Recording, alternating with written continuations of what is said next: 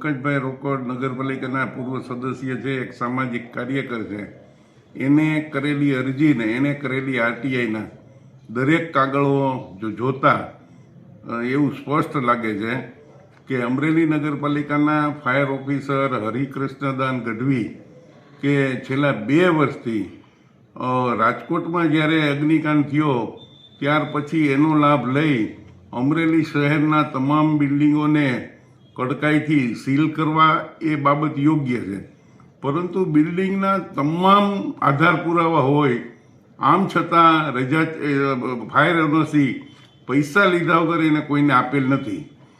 એની સામે હવે તો એને ફરજી ફાયર એનઓસી આપવાની ચાલુ કરી છે.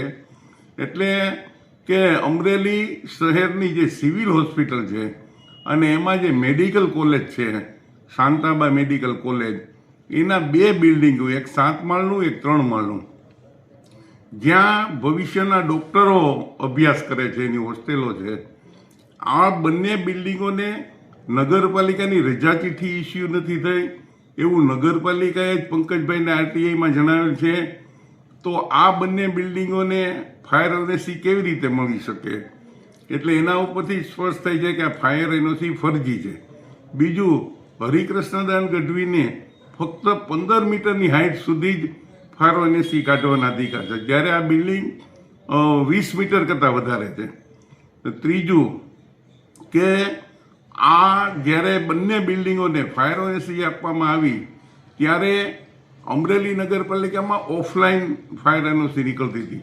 એટલે ફાયરની એનઓસી લેવા માટે તમારે એક સાદા કાગળમાં અરજી, એક 300નો સ્ટેમ્પ અને જે ફાયરની ફી ભરવાની થતી હોય એની ફીનું ચલણ ભરવાનું હતું.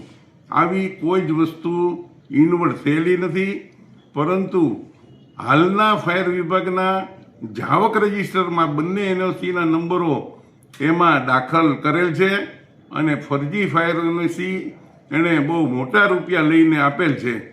એટલે આ તમામ કાગળો જોતા ગઈકાલે હું પંકજભાઈ સાથે જઈ અમરેલી સિટી પોલીસ સ્ટેશનમાં અમરેલીના એસપીને અને અમરેલીના ડિસ્ટ્રિક્ટ જજને આ ફરજી ફાયર એનઓસી બાબતે આની તપાસ કરી હરિકૃષ્ણદાન ગઢવીને એની ઉપર ફોજદારી ફરિયાદ દાખલ કરવા અને હાઈકોર્ટના ચીફ જસ્ટિસને પણ અરજી કરેલ છે, જે આપને વિદિત થાય.